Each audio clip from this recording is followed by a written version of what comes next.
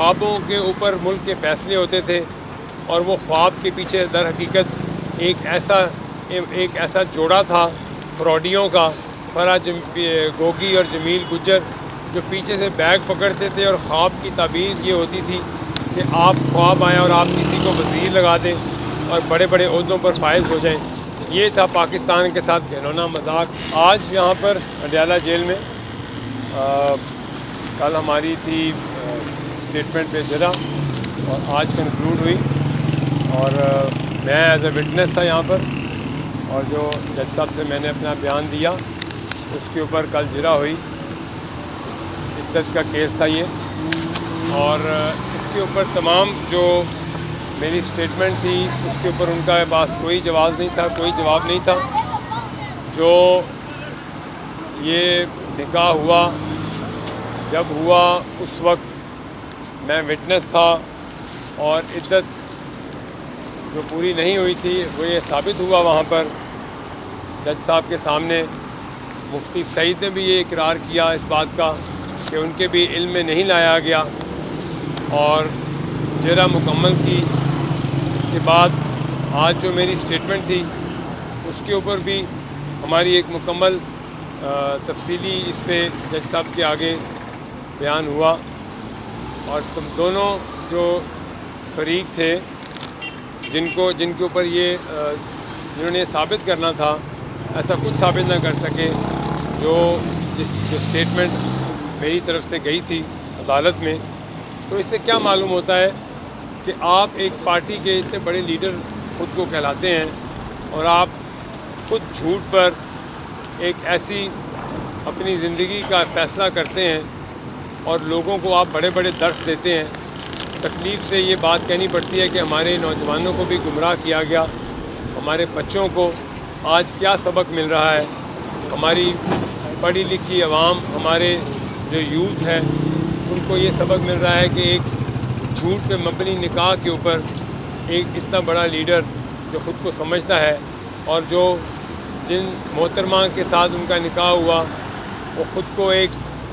مذہب کے لبادے میں اوڑھے بیٹھی ہیں، اور اس مذہب کے لبادے میں اپنے جو اسپریچول جو انفلوئنس ہے اس کے اوپر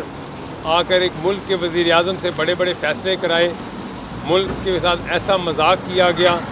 اس ملک کے خوابوں کے اوپر ملک کے فیصلے ہوتے تھے، اور وہ خواب کے پیچھے در حقیقت ایک ایسا جوڑا تھا فراڈیوں کا، فرح گوگی اور جمیل گجر، جو پیچھے سے بیگ پکڑتے تھے اور خواب کی تعبیر یہ ہوتی تھی کہ آپ خواب آئیں اور آپ کسی کو وزیر لگا دیں اور بڑے بڑے عہدوں پر فائز ہو جائیں۔ یہ تھا پاکستان کے ساتھ گھنونا مذاق جو آج ہم بھگت رہے ہیں، ہمارا پورا ملک بھگت رہا ہے۔ آج اس سے بڑی کیا شرمناک بات ہے کہ ایک ایسے کیس کے اوپر بلایا گیا، اور ایک ایسا کیس، ایک ایسا الزام جو سچ ثابت ہوا ہے، اور جو سچ ثابت جس کے اوپر ان کے پاس کوئی صفائی نہیں ہے۔ اور یہ ایسا میں سمجھتا ہوں کہ ہمارے مذہب میں بھی اس چیز کی اجازت نہیں ہے۔ میرے خیال سے میں آپ کو یہ بتا دوں کہ پاکستان کی عوام کو یہ بتا دوں کہ خوددارا ایسے لوگ جو بچوں کو، ہمارے نوجوانوں کو گمراہ کرتے ہیں، اور خود کیسے کیسے جھوٹ اور کیسے کیسے ایسے اپنی زندگی میں ایسے خود عمل کرتے ہیں جن کے اوپر سوچ کر شرم آتی ہے، اور جن کا بیان کرنا بھی جو ہے ہمارے لیے ایسے باعث شرم ہے۔ لیکن کیونکہ عدالت نے بلایا تھا، عدالت پہ سچ بتانا تھا، اور میں نے جو کہا، سچ پہ بتایا کہ ایسا ہی ہوا۔ یہ نکاح عدت کے دوران میں ہوا، اور جج صاحب نے میرا بیان سن کر اب ظاہر ہے آگے تو فیصلہ جج صاحب نے کرنا ہے، لیکن اس سے ہم سبق کیا حاصل کرتے ہیں؟ اس سے ہم سبق یہ حاصل کرتے ہیں کہ آپ ساری زندگی جو دوسروں کو چور چور چور کہتے رہے ہیں، آپ کو توشہ خانہ میں بھی آپ کو چور ثابت کر دیا گیا، آپ کے اوپر ایسا الزام لگایا گیا اور وہ سچ ثابت ہو گیا، اس پہ آپ سارا وقت جھوٹ بولتے رہے کہ یہ محض الزام ہے، وہ بھی ثابت ہوا کہ آپ چور نکلے۔ آپ نے ملک کا وزیر اعظم ہوتے ہوئے توشہ خانہ میں چوری کی، آپ کی بیگم نے جو قیمتی تحائف ملے وہ بیچے، وہاں کے لوگوں نے یہ گواہی دی، وہ سچ ثابت ہوئی کہ آپ نے وہ तहाइफ बेचे हैं, आपके ऊपर ये आपका इखलाकी फ़र्ज़ है कि आप जब स्टेट के आप हेड हैं, आपको लोग तहाइफ देते हैं दूसरी स्टेट के हेड, और वो आप अपने फ्रंट मैनों के थ्रू आगे जाकर नहीं बेचते, आप उनकी छोटी सी कीमत अदा करके आप वो पैसा लेकर और आप अपने फ्रंट मैनों के थ्रू वो पैसे कमाते हैं। आप क्या हमारे लिए शर्म की बात है कि हमारे मुल्क का वज़ीर-ए-आज़म, एक साबका वज़ीर-ए-आज़म, एक तो चोरी में तोशाखाना में चोरी साबित हो गई और वो चोरी के इल्ज़ाम में उसको सज़ा हुई है। आपके ऊपर साइफ़र के ऊपर भी साबित हो गया कि आपने इस मुल्क के साथ मजाक खेला, आपने इस मुल्क के साथ मजाक किया, उसमें भी आप सज़ा भुगत रहे हैं।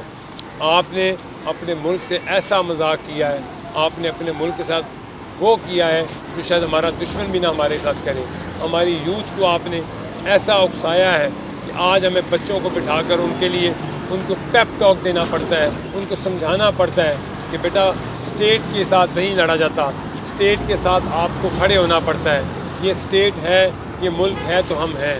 पाकिस्तान है तो हम हैं। हम अपनी ज़ात के लिए अपने लोगों के छोटे छोटे बच्चों को ना लेके आएँ सड़कों पर। हमें अपनी ज़ात को बचाने के लिए किसी माओं के बच्चों की ना कुर्बानी दी जाए, और हम अपनी ज़ात को बचाने के लिए मुल्क के इदारों के ख़िलाफ़ बगावत पे ना उकसाएँ लोगों को। ये है हमारी रवायात,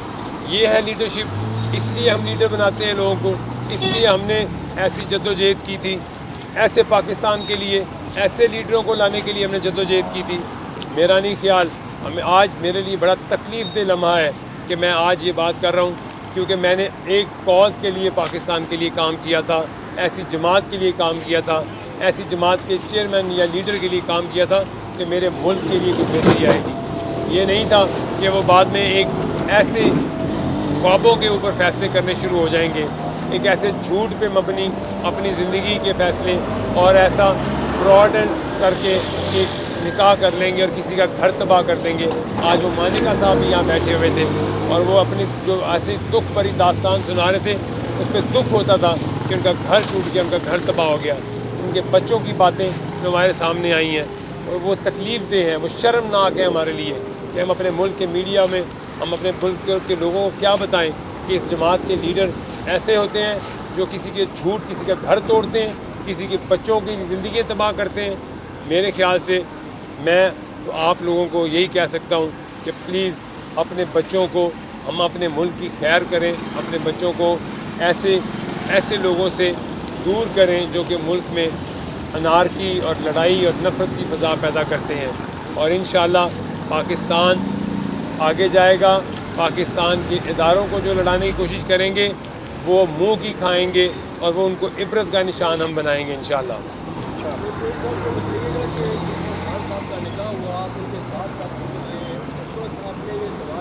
क्यों उठाया था? बिल्कुल उठाया था और हमें गलत बताया गया था, बिल्कुल पूछा गया था। ये मुफ्ती सईद साहब का भी बयान है, उस वक्त पूछा गया था तो उनका गलत बयान था कि जी ये टाइम पूरा हो चुका है, इसीलिए तो मैं खड़ा हूँ यहाँ पर, वरना मैं यहाँ झूठ बोलने थोड़ी खड़ा होता। क्योंकि ये सच साबित हुआ है, एक शख्स नहीं, दो नहीं, 3 लोगों ने साबित किया अंदर अदालत में कि इनको गलत बताया गया कि ये वक्त का इद्दत का टाइम पूरा हो चुका है। अब खबर आपकी दस्तरस में, हर वक्त बर वक्त। अभी सुनो न्यूज़ के YouTube चैनल को सब्सक्राइब कीजिए, बेल आइकॉन पर क्लिक कीजिए और बाखबर रहिए मुल्की और बैनुल अक़वामी हालात से यकीन के साथ।